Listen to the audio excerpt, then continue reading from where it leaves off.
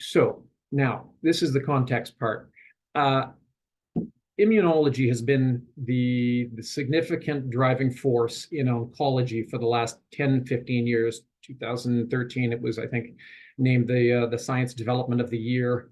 And in that time, sales of the drugs associated with immunology, of course, immunology is the practice of helping your body to fight cancer on its own, using its own devices. Of course, the issue being that your body thinks the cancer is yourself and won't attack it. Now, these drugs in 2021, 31 billion sold. That number in 2003, I believe, is up to $50 billion US sold. A lot of money being put into these drugs across the board, a lot of the major makers. The first one is, in fact, the brand name is Keytruda from Merck, is the #1 drug, and it's the #1 drug in the world across all domains. And there's a reason why. Because, and here's some data from Merck, in fact, showing how these immunology drugs, and this one in particular, Keytruda, combined with chemo, improve survival rate in this one study by 81%, 5-year survival study.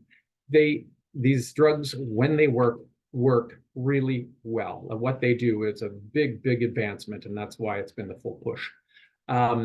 However, the issue is response rates are still very limited to this therapy, depending on the type of cancer. So on average in this study, 21% response rate. So in other words, you've got a 1 in 5 chance that this therapy that works so well will work for you or for the particular tumor in your body. That begs the question, why doesn't it work more frequently? And there are a number of different reasons behind that, the research shows. However, the #1 issue, we believe, is the weak tumor antigen or loss of tumor antigen expression. Now, what does that mean? At this point, I want to introduce our principal investigator, Dr. Carmen Giacomo-Antonio. We're very fortunate to have as a scientific advisor to the company, too. Carmen, you want to tell us a little bit more about this? Thanks, David. So this is exactly as David was saying. So immunotherapy has changed the world. We know that. We hear it in every disease, in every, not just in cancer, but in all kinds of other benign chronic diseases. But we're focused on cancer because what we've discovered is that we can actually unleash the immune system in a more elegant way, in a more specific way, in what people would call precision medicine. So what we're capitalizing on is this. The current immunotherapy models are based on checkpoint inhibition. That means this: your immune system engages a tumor that you grow.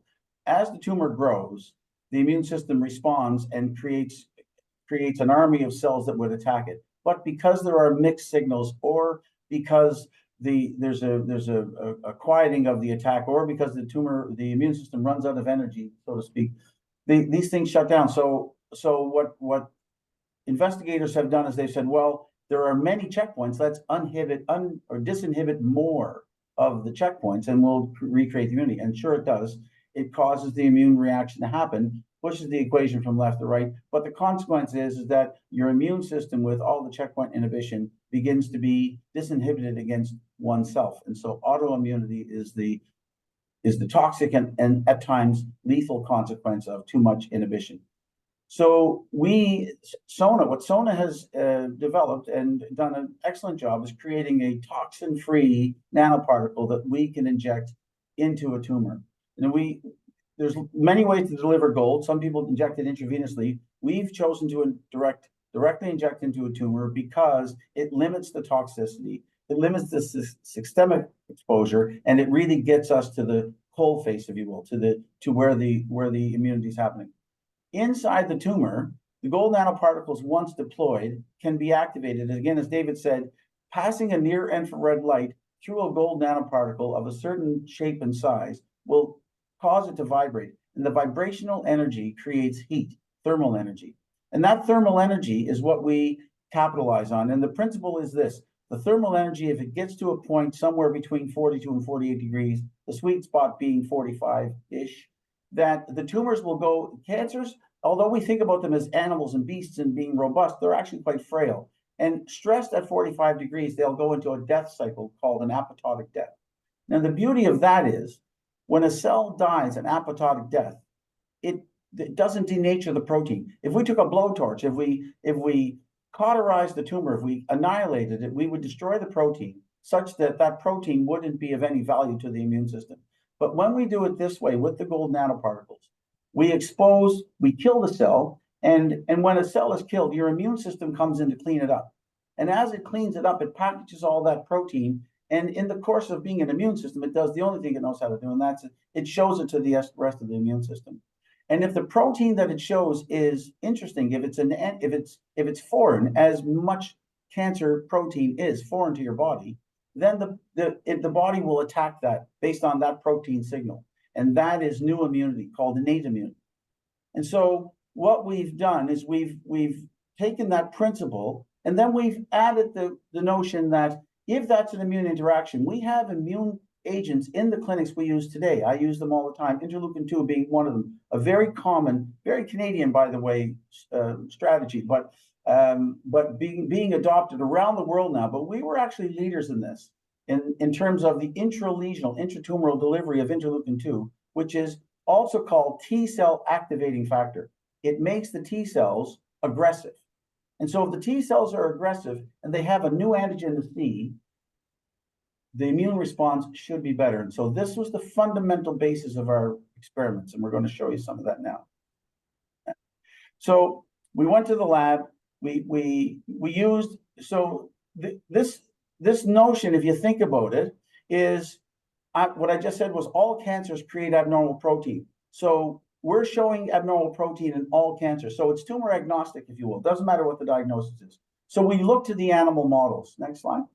And so when we look, we have three objectives in the research. The first is that we're going to shrink the tumors, and we know that the gold will heat up the tumor with the activation through near-infrared light, and the tumor will die. And of course, that's a physical shrinkage. And so the question should be, well, what does that mean? Because, as Donald Trump said, we can inject Javix into a tumor and kill it. That doesn't prove anything. So then the next thing is what happened when we did that? We may have exposed antigens, so we believe we're enhancing that immune response. The real test of immunity is if it's an immune response in the tumor, is it robust enough response that it would affect potentially other tumors elsewhere in the body? And that's this abscopal effect that we're all looking for. It's the unicorn in the room, if you will. Next slide. So we did the experiment. We took in this model, this is a triple negative breast cancer. It's a 4T1 for the scientist minded in the room, but it's a 4T1. It's a standard industry standard model of immunity. And most of the immune research is actually done in mice, and mice aren't people, so there's no question. But the cell-cell interactions are very translatable. And as you know, we're a highly conserved universe. So we took 4T1 triple negative breast cancers, and the experiment goes like this. We drew two tumors, one in the left flank, one on the right flank. The left flank is the treated tumor. The right flank is the metastasis, if you will, the other tumor. And what you're seeing right there is the ta-da. That's the ta-da slide. When you look at the agents that we used interleukin-2. That's my standard therapy. We used a control. So this is just phosphate buffered saline, just water. This is the heated gold nanoparticle, and this is the combination. And so the exciting thing in this, if you see nothing else right from the start, is, wow, this line is flat. And this line is the effect of the combination of the hyperthermic therapy and the interleukin-2. So this 1-2 combination is better than gold nanoparticle therapy all by itself or interleukin-2 by itself. Now, interleukin-2 has an effect. The line starts to flatten. Gold nanoparticle, actually, this is one treatment with near-infrared light, and when you see you check the tumors the next day, 80% of them are shrunk. But what happens over time is there's a regrowth. So next slide. And Carmen, while you're doing that, speak to the idea as to because we had an excellent question around, what were our expectations going into this? Oh, so that's a great question. So what I expected to see was divergence in the line. What I expected to see was the gold nanoparticle would shrink the tumor, and the interleukin-2 would shrink the tumor, and both of them would shrink better than either one individually. What I never expected to see was this line flatten. And this is the punchline. this is statistically significant across the board. These error bars these little whisker things don't overlap. And that means that is clearly different than either one of them. And so this is not only additive, it's synergistic. It is exactly what we had hoped to see. One gold injection, one treatment with the laser, and then a series of interleukin-2 injections, which are essentially feeding the immune, fueling the immune response to continue with the drive from left to right. Because, and I'm going to show you a slide in a second to explain why, the immune system is naturally designed to check itself. And so if you can do something as simple as push it to the right, then that's what you do with the interleukin-2 series of injections. And the next slide is actually, it's just as intriguing if you're, so what I said earlier was, in the tumor that we're treating, that's on the left side of the mouse, we're seeing a tremendous response. On the right side of the mouse, where we haven't done anything, we haven't given anything systemically, we haven't given anything into the tumor directly, this is all the effect of what's happening on the opposite side of the animal. And we are seeing a tumor response along here that is, now that's not completely divergent, but it is a response that is indicative of a systemic response. This is systemic immunity, and this is the abscopal response that we hope to see. And Cameron, can we just point out and remind folks that on the left-hand axis here, this is the tumor volume. The blue line is the control. So left to its own devices, the implanted tumor just grows and grows and grows. And of course, this is days down below. So in this untreated tumor, to see the therapy that was given to another tumor in the animal, creating a reduction in the size of its volume is a significant result. Absolutely. Two things of significance on this slide. This, you can pick at the slide all day, but here's the other thing. You see this is the blue line, the control line is going up essentially in a linear equation. So is the IL-2. The interleukin-2 given into the other side of the mouse did not have a systemic effect in and of itself. It wasn't and that's effectively standard of care today. Is that fair to say? That's exactly right. And so that's what we see in the clinic. When I inject tumors with IL-2, we don't see abscopal responses from IL-2. We don't see the tumors beyond the field that I'm injecting respond. What we see is a local response. So the fact that there's a response in another tumor means we must have generated new immunity. Now, I'm going to show you some of the immune data. We're just going to go by this just so I can try to convince you, next slide, that there is immunity here. So these are immune cells. CD4, CD8, CD is cluster of differentiation, and these numbers are molecules that we measure to tell us what we're looking at. There's Carmen, can I interrupt for a second? Yeah, can you provide a little bit of context as to this for the lay folks amongst us here and amongst investors? So what we've done is we've taken the animal, and then we've taken the tumors, and we've taken the infiltrating cells, and we've looked at the response both in the tumor and systemically.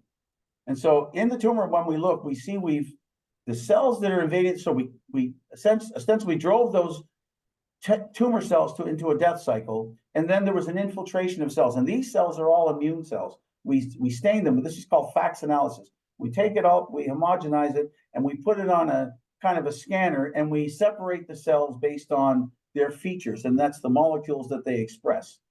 So what we're seeing here is these CD8 cells are the cytotoxic cells. They're the cells that are actually killing tumor cells. And we're seeing that if you look over here, the control versus the gold nanoparticle plus IL-2, this highlight tells me that that's statistically significantly different.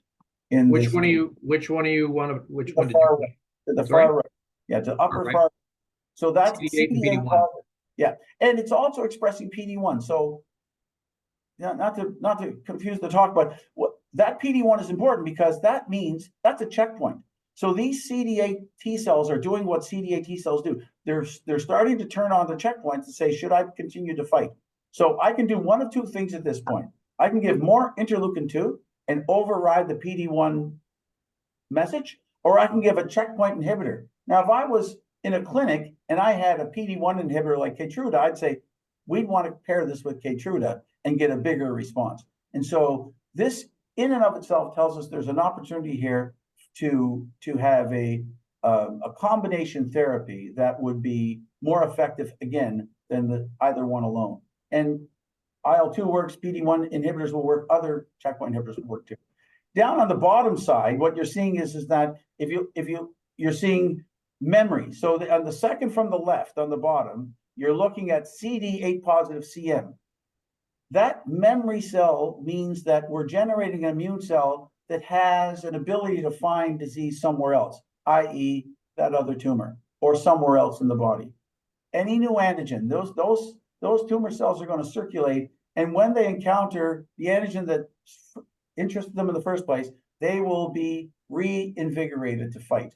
And so this is the immune data that we needed to convince ourselves and hopefully everyone that this is an immune response, not just a hyperthermic ablative phenomena. Next slide.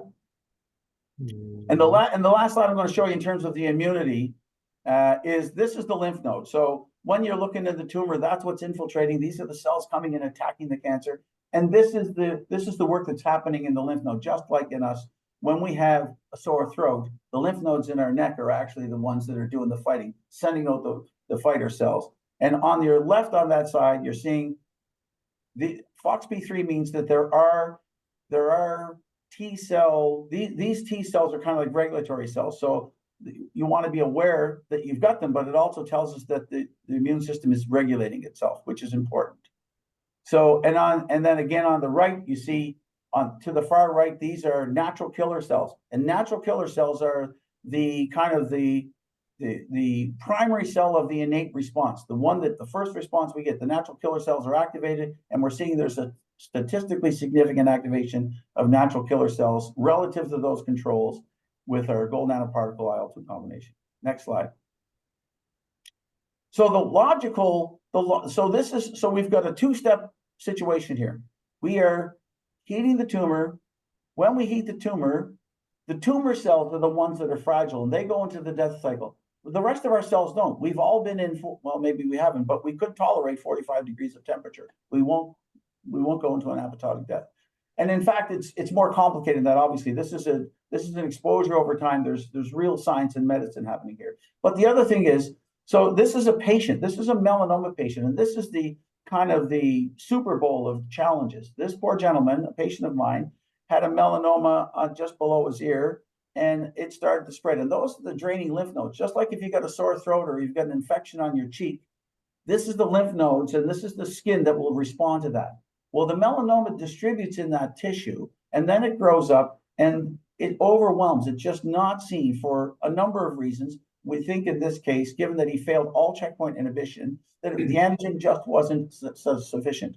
On the left-hand side, what you're looking at is this is a blood cell to give you a sense of scale. That's a red cell, and those little specks are the nanoparticles. They're truly nano. They're nano in size. That's a whole cluster of minuscule particles that distribute throughout the tumor. And then in the middle, you see the cartoon of the near infrared light being passed through the tumor. It penetrates about 2 centimeters or so into tissue, and everything that it penetrates through that has gold nanoparticle will be heated in the concept of that. And that heat will cause the apoptotic cell death. I'm stressing that word apoptosis because it's a programmed cell death that results in sparing of the protein that we can take, or the immune system can take advantage of.